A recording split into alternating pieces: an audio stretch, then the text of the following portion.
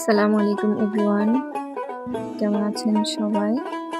আশা করছি যে যেখানে বসে আমার ভিডিওটি দেখছেন সকলেই ভালো আছেন, সুস্থ আছেন। সকলের সুস্থতা কামনা করে আমার আজকের এই ছোট্ট ব্লগ ভিডিওটি। এটা ছিল মূলত সকালের ভিউ। কেমন কুয়াশা পড়ছে, কার এলাকায় কেমন পড়ছে চাইলে আমাকে সবাই ইনবক্সে জানাতে পারেন। কাপাকাপি শীত দেখে তো আমি কম্বল নামিয়ে নিলাম, যেহেতু আজ না হয় কাল নামাতেই হবে।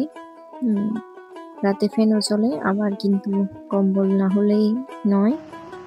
তো আমি একটু ক্লিন করে নিচ্ছিলাম, যেহেতু প্রচুর ধুলাবালি পড়েছে, অনেক দিন হয়েছে রেখেছিলাম।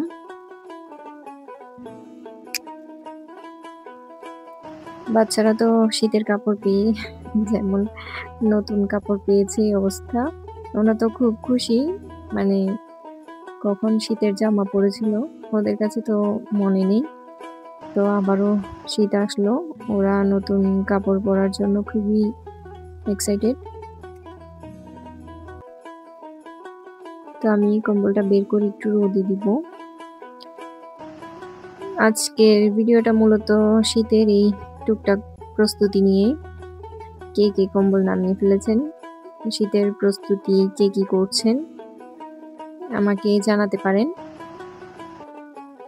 এই তো আমি ওদের শীতের কাপড়গুলো লাগিয়েছে ছিল।